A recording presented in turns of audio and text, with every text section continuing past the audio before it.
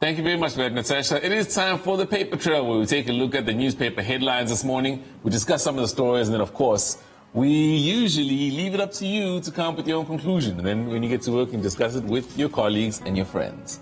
Eskom's 3.6 billion Soweto write-off. So this is a partial win for Soweto citizens. Eskom looking to write off just over 3 billion rand, which will still leave him owing about 16 billion rand. Yeah. But they're saying they're willing to write that off because, I mean, yeah, I don't know. I don't know what the reason is for that particular 3 billion to be written off and not their full amount, but it's worth something. I don't know that it is a win for Soweto. It's a partial win. Partial win. Definitely can't be a loss. It certainly does Eskom no favors in terms of trying to collect in other municipalities. So just this week we heard Eskom threatening serious action against 3 major municipalities in the Free State who collectively owed, is it 9 billion, right? If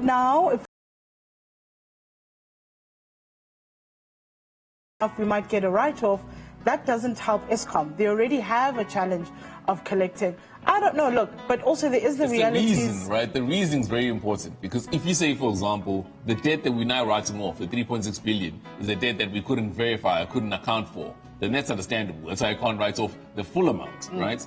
So if any other municipality is in the same position, then they're entitled to a write-off as well. But if that debt is verifiable debt, then obviously you can't write that off. But they've long said the debt is verifiable debt. That's why I think this is not great for them, because I think it will make it difficult in other municipalities. Looking at Soweto, of course, yesterday, the pandemonium, and not just Joburg, but Tshwane, the Joburg Council unable to elect a new mayor. The speaker saying they'll reconvene, I think it's on the 4th of December. But also at the same time, in Tshwane, the EFF saying Stevens Mokgalapa is not allowed to be on leave.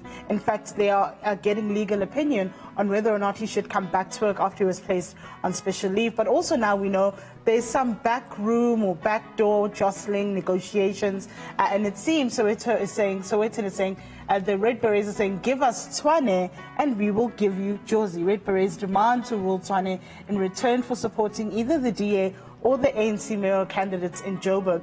Of course, the DA having a difficult time in all of their metros. Either they've lost them or they are currently critical but stable. Yes, and that's a good barter trade for the EFF, I think. And I think the ANC would do well to at least listen to them. I don't know if they want to go ahead and give them what they want, but at least listen to them. Very quickly, Business Day. New Eskom CEO faces damning 20 billion loss, or daunting rather.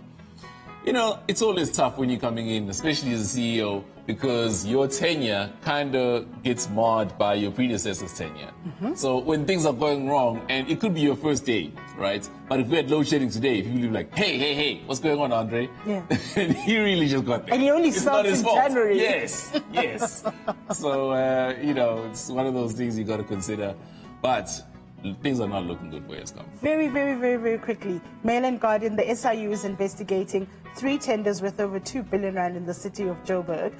And one of them is the Afri Rent fleet tender over that's worth 1.2 billion rand. I think that's quite interesting that there is this concern by the SIU, so much so that they are investigating the city of Joburg.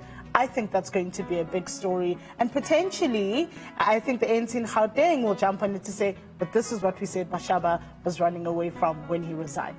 Absolutely. And that wraps up the paper trail for this morning. Let us know what your thoughts are. But stay tuned, because coming up next, Today in Politics.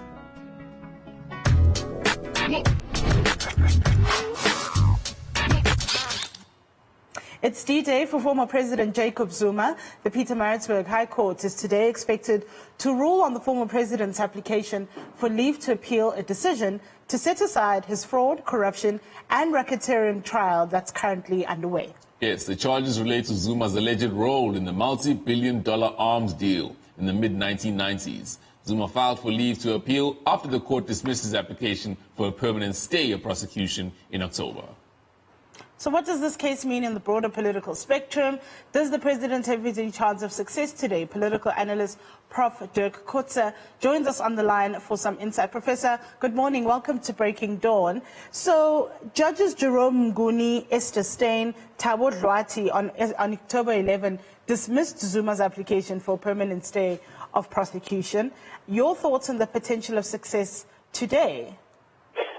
Well, normally when a full bench, and this was a full bench of three judges present a judgment, it's very difficult for that to be overturned. So I think my expectation is that this application will not be successful to be able to appeal to the Supreme Court of Appeal in order to hear this case again. So I think this will become the end of the road for President Zuma when it comes to his application for a permanent stay of prosecution. Yes, and are you saying, for example, that this particular application today will not lead him anywhere beyond the Supreme Court of Appeals if it fails? Because my understanding was that if he fails today, he still has one option to go to the SCA, and only then, if he fails, will that be the end of the road? No, this application is for him to have the permission to go to the to the Supreme Court of Appeal. And even the court in Pietermaritzburg refuses this, then he must approach most possibly the State Court of Appeal or even the Constitutional Court in the end directly. And given this history of, I think it will be exceptionally difficult for President Zuma to be successful in this. So my expectation is that the road that he came for almost 15 years now, in order to get rid of these charges against him, will not be successful. A lot of people actually make reference to the fact that the case has taken so long, and they use the word obfuscation, and they say he's delayed justice, etc., and so on. But if somebody else were to argue that he's actually exercising his own legal rights to exhaust all legal options available to him as a citizen of the country, and also now that he's carrying his own legal costs, why is there a problem with that? No, there is no problem with it, but I think we need to look at the history of it. These charges were presented to them in the early 2000s, middle 2000s, and then withdrew in 2009. And we know about the relationship with the so-called spy tapes and the spy tapes court cases that followed until 2017, when the Constitutional Court, when the Supreme Court of Appeal decided that the withdrawal of those charges was not properly done. So many people will say, well, that period between 2009 and 2017 was the Zuma era, when he was the president. And therefore, the withdrawal of those charges and not reinstating those charges was part of the pressure that he put on the National Prosecuting Authority. And therefore, he can't claim now that what he did was at the same time unfair towards him. Mm-hmm. So if he is successful today, does this then mean the postponement, the trial is meant to resume early 2020? That will not be the case. We'd need to actually wait until a higher court makes a finding on this before the matter proceeds. Is that correct? Yes, that is correct. And we know that there's already a provisional date of in February for the proper prosecution to continue and the court case. But that depends on the outcome of this process. So if today the court says, well, you can continue to go to this Supreme Court of Appeal, then those appearances in February will first be set aside until the conclusion of this SCA process then. Wow. Political analyst on the line there, Professor Jacob Zuma.